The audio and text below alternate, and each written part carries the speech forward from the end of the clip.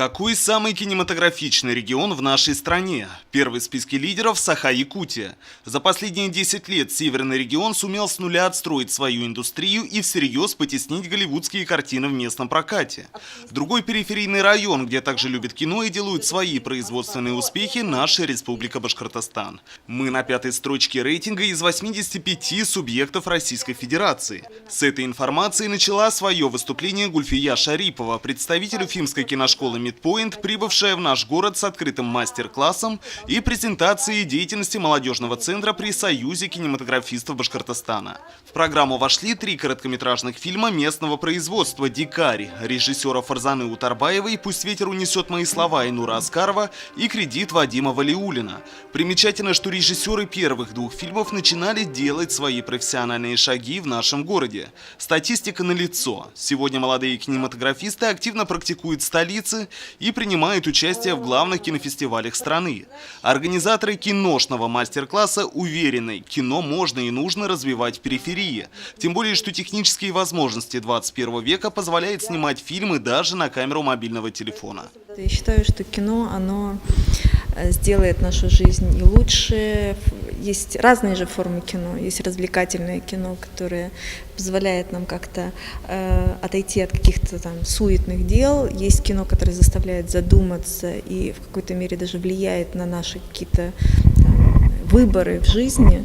Вот. И я вообще всячески за кино, и мне очень хочется, чтобы и в Сибае нашлись достойные, такие талантливые ребята, потому что я точно знаю, что они здесь есть, которые бы могли как-то раскрыть свой талант и как-то помочь им дальше продвинуться, чтобы это все не осталось на уровне их каких-то там, может быть, начинаний. Мне очень хочется, чтобы они, возможно, сделали это своей профессией. Кто знает, может быть, здесь, опять же, живет какой-нибудь талантливый, я не знаю, следующий Сергей Герасимов, который перевернет киномир.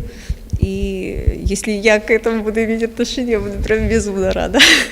Сценарный термин «Midpoint», в честь которого была названа Уфимская киношкола, описывает кульминационное событие в середине фильма, которое переворачивает мир героя с ног на голову. Именно такую миссию, как уверяет представитель, и преследует деятельность киношколы. Совместными усилиями молодых энтузиастов за несколько лет было выработано несколько механизмов поддержки любительского и профессионального кинематографа в республике. Помимо образовательной программы, ежегодно в Уфе организуется питчинг башкирских дебютантов, предлагающий участникам спонсорскую поддержку для реализации лучших короткометражных проектов, организация фестивалей и специализированных площадок с возможностью специалистам разных областей кинопроизводства коммуницировать в творческом пространстве.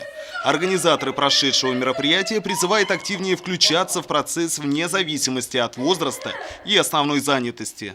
Юные ученики Сибайской школы телевидения Media Kids уже успели приобщиться к видеоискусству. Для них кино как форма подачи – возможность придать журналистскому материалу особую художественную огранку. Конечно, у нас, может быть, мы немножко не по профилю, ребята у нас больше заморочены на журналистике, на телеискусстве, но дополнительные знания получить о кино и о том, как пишется сценарий, например, там, или идет монтаж, для нас не помешает такие знания. Поэтому мы пришли, нас много, целая команда. Я думаю, что это мероприятие будет интересно для наших ребят.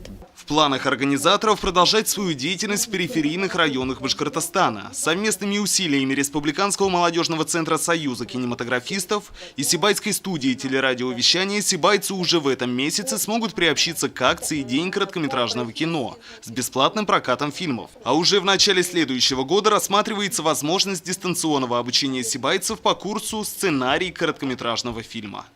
Ринат Музафаров, Али Кадыров, Любовь Карпова, телекомпания СТВ.